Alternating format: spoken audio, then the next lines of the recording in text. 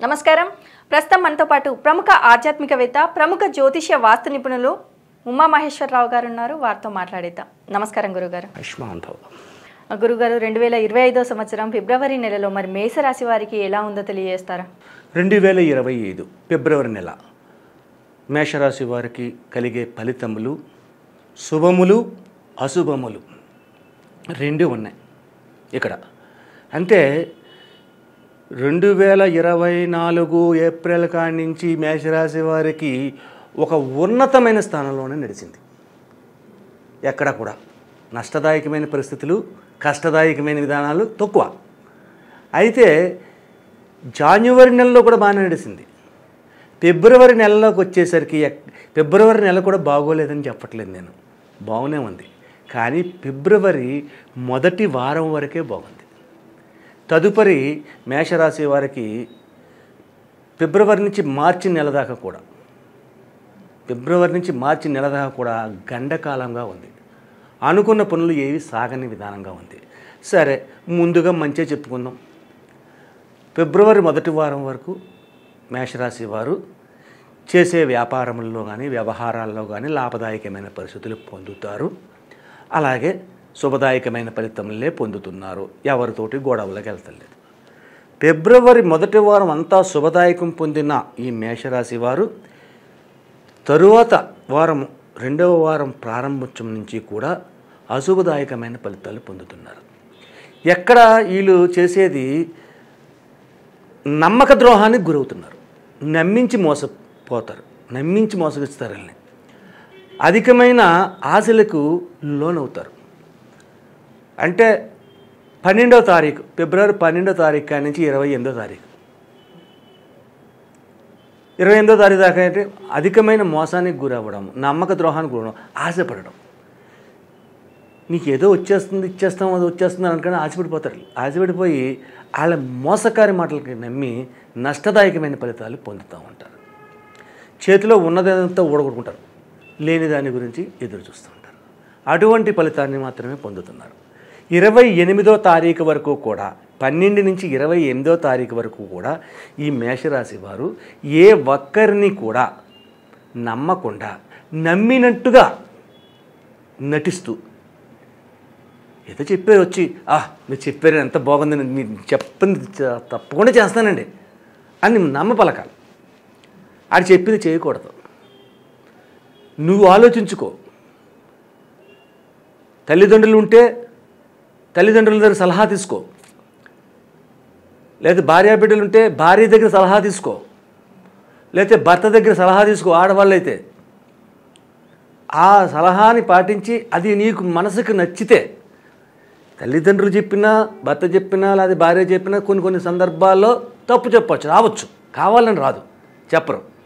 కొన్ని నీ మనసుకు కూడా అది హత్తుకోవాలి. ఎప్పటికెయ్యది ప్రస్తుతం అప్పటికా మాటలాడి ఎన్యుల మనములు నొప్పింపక తానవ్వక తప్పించుకు తిరుగువాడు ధన్యుడు సుమతి. ఈ పద్యాన్ని దృష్టిలో పెట్టుకోండి. మేషరాశి వారు ప్రతి ఊరు కూడా ఈ పద్యాన్ని దృష్టిలో పెట్టుకోవాలి. ఎప్పటికి చెప్పేది అప్పుడే చెప్పలే. ఎదుటివాడి మనసుని కష్టపెట్టకూడదు. ఆడు చెప్పింది మనం చేస్తున్నాం అని ఆడు అనుకోవాలి, కానీ అనకూడదు. ఆ రకంగా వీళ్ళు నడుచుకుంటూ వెళ్ళాలి. అలాగే ఈ ఫిబ్రవరి నెలలోని ఈ మేషరాశి వారు చేయవలసిన పూజా విధానాలు, దానాలు ఉన్నాయి. కొన్ని దానం చెయ్యాలి. ముందు ఏం దానం చెయ్యాలి? కేజింపావు కందులు ఒక ఎర్రని వస్త్రంలో కట్టి ఒక బ్రాహ్మణికి దానం చేయండి. లేదు, దాన విధానం మీకు ఈ వీడియోలో చెప్పడం మీకు కుదరదు. మీరు ఎవరైనా చెయ్యాలనుకుంటే ప్రత్యేకంగా నా ఫోన్ నెంబర్ తీసుకుని నాకు ఫోన్ చేస్తే దానం ఎలా చేయాలో చెప్తాం. ఆ రకంగా ప్రక్రియని పాటించాలి. అంతేగాని దానం ఇవ్వమన్నాడు కదా బ్రహ్మగారు, శుభ్రంగా గొడుగునేసి అందులో కందులు కట్టేసి బ్రాహ్మణ చేతిలో పెడితే అయిపోలే దాకుంటారు. అది తప్పది. ప్రతి దానికి ఒక ప్రక్రియ ఉంటుంది, నియమావళి ఉంటుంది. ఆ నియమావళిని పాటించుతూ ఆ రకంగానే దానం చేయాలి. అప్పుడు దానం చేసేటప్పుడు కూడా ఒక మంత్రాన్ని నేర్చుకోవాలి. ధరణీగర్భ సంభూతం విద్యుత్కాంత సమప్రభం కుమారం శక్తిహస్తం తం మంగళం ప్రణమామ్యహం. ఇదే మంచిది. ఈ పద్యాన్ని కంఠస్థ రావాలి. అప్పుడు దానం చేయడు ఏం చేయాలనేది అది చెప్తాను. ఆ రకంగా దానం చేయాలి. ఎప్పుడు చెయ్యాలి? మంగళవారం నాడు ఉదయం 7 గంటల లోపులో చేయాలి. తరువాత దానం అయిపోయిన తర్వాత మళ్ళీ స్నానం చేయాలి. స్నానం చేసిన తర్వాత 108 తమలపాకులతోటి శుభ్రంగా ఆంజనేయ స్వామి గుడిలోని అష్టోత్తర పూజ చేయించాలి. అష్టోత్తర పూజ అయిపోయిన తర్వాత వెంటనే అక్కడి నుంచి సుబ్రహ్మణ్య స్వామి టెంపుల్కి వచ్చేయాలి. అక్కడ పాలాభిషేకం చేయాలి. ఈ 3 చెయ్యాలి. కందులు దానం చెయ్యాలి, అలాగే తమలపాకులతో ఆంజనేయ స్వామికి అష్టోత్తరం చేయించాలి, సుబ్రహ్మణ్య స్వామి ఆలయంలో ఇది చేయించాలి. ఇది కంపల్సరిగా ఫిబ్రవరి మార్చి నెలలో కూడా ఉన్నది. వీళ్ళకి ఇబ్బందికరమైనది ఫిబ్రవరి మార్చి నెల కూడా. ఎప్పుడైతే ఈ యొక్క పూజా విధానాన్ని చేసి గుడిలోనికి వెళ్ళి అభిషేకం చేసిన తర్వాత మార్కెట్లో జాంగిరీలో అమ్ముతారు. ఆ కలరు కాషాయ రంగులో ఉంటుంది. ఒక 1/2 కేజీ, 1/4 కేజీ, ఇంకా ఎక్కువ ఉంటే కేజీ కొని ఈ యొక్క అభిషేకం అయిపోయిన తర్వాత నివేదన చేయించండి. పాలాభిషేకం అయిపోయిన తర్వాత నివేదన చేయించండి. ఆ తర్వాత తీసుకొచ్చి అక్కడ ఉన్న భక్తులు పంచేయండి. అది ఎప్పుడైతే కుజతత్వానికి ఈ రకమైనటువంటి విధానాలు చేస్తారో వస్తున్నటువంటి కలతలు, నలతలు, కన్నీళ్ళు, కార్పణ్యాలు ఇవన్నీ పోతాయి, దగ్గరికి రావు. ఇంకా మనం చేసుకునే విధానంలో ఉంటుంది. ఈ రకంగా చేసుకోవాలి. తదుపరి కష్టకాలమైన రోజు ఎప్పుడంటే 25, 26, 27, 28 ఫిబ్రవరి నెలలో. ఈ యొక్క విధానాల్లో ఎట్టి పరిస్థితుల్లోని కూడా ప్రయాణములు తగ్గించండి. ఎదుటి వ్యక్తి చెప్పే మాటలకి విశ్వసించకండి, విశ్వసిస్తున్నట్టు నటించండి. 25, 26, 27, 28 ఈ 4 రోజులు చాలా జాగ్రత్త వహించాలి. లేకపోతే అపార నష్టానికి గురయ్యే పరిస్థితులు కలుగుతూ ఉన్నాయి. కాబట్టి ఈ రెమెడీని పాటించండి. కందులు దానం చేయండి, అభిషేకాలు చేయించండి, ఎన్ని చేయించండి, చెప్పినన్ని ఆచరించండి. ఎందుకు వస్తాయి కష్టాలు? ఏదీ రాదు. అలాగే దాన విధానాన్ని సంపూర్ణంగా తెలుసుకుని చెయ్యండి. ఈ వార ఫలములు, మాస ఫలములు, సంవత్సర ఫలములు, దిన ఫలములు ఇవన్నీ మనం చెప్పుకుంటున్నాం. మనం చెప్పే దాంట్లో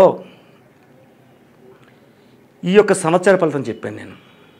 ఈ సంవత్సర ఫలితములో ఒక 60% మాత్రమే మీకు దగ్గరగా ఉంటుంది. అయితే లక్ష్మి అనే అమ్మాయి ఉంది. అమ్మాయికి జాతకం చెప్తున్నాం. లాలేలు అని చెప్పి అక్షంతరం బయలుదేరింది. మేషరాశి వచ్చింది. మేషరాశి గురించి చెప్పాడు. లక్ష్మి ఒక్కట్లే లేరు. లక్ష్మి అన్నవాళ్ళు ఒక్కరు లేరు, కొన్ని వేల కోట్ల మంది ఉన్నారు. ఈ వేల కోట్ల మందికి ఇదే జాతకమా? నేను చెప్పింది గోచారాన్ని చెప్పాను. మీ యొక్క రాశి ఫలాన్ని కానీ, లగ్న ఫలాన్ని కానీ, లేకపోతే మీ నవాంశ చక్రం కానీ, రాశి చక్రం కానీ లేదు. గోచార చక్రాన్ని బట్టి నేను జాతకం చెప్పుకుంటూ వచ్చాను. కాబట్టి ఈ జాతకాల వల్ల నేను చెప్పిన పరిణామాల్లో 60% కరెక్ట్గా ఉన్నా, 40% మీకు నచ్చకపోయినా, నేను చెప్పిన పరిహారాలు, రెమెడీస్ తప్పనిసరిగా పాటించండి. లేదు మన పూర్తి జాతకాన్ని తెలుసుకోవాలి అని అంటే పర్సనల్గా కలవాలి. పర్సనల్గా కలిస్తే దానికి వచ్చిందంటే మీ రాశి, నవాంశ, ద్రేక్కాణం అనే చక్రాలు 8 చక్రాలు ఉంటాయి. ఈ 8 కుండలన్నీ పరీక్షిస్తాం. అది మీ జాతకమే. మీ నాడి బొటనవేలి ముద్రను తీసుకుంటాం, మీ హస్త రేఖలను చూస్తాం, మీ ముఖ కవళికలు చూస్తాం, ఫేస్ రీడింగ్, మీ న్యూమరాలజీని తీస్తాం. ఇన్ని విధాలుగా తీసి చెప్పే జాతకం మీకు కరెక్ట్గా వస్తుంది. అంతేగాని ఈ రాశి చక్రంలో చెప్పాడు, ఇలా చెప్పాడు అని అన్నది ఇది మాత్రం 60% మాత్రమే వస్తుంది. అది 100% వస్తుంది. కాబట్టి ప్రతి ప్రేక్షకులందరూ కూడా దీనిని గమనించి పర్సనల్గా కలవడం కానీ, లేకపోతే ఫోన్లో తెలుసుకోవడం కానీ చేయడం వలసిందిగా కోరుతున్నాం. ఆయుష్మాన్ భవ. అలాగే గురువుగారు, మీరు గనక గురువుగారిని పర్సనల్గా కలవాలి అనేసి అనుకుంటే కింద స్క్రోల్ అవుతున్న నెంబర్కి కాల్ చేసి గురువుగారి అపాయింట్మెంట్ తీసుకోవచ్చు. సో ఇంకా లేట్ ఎందుకు, ఆలస్యం చేయకుండా గురువుగారికి కాల్ చేసేయండి. Thank you so much.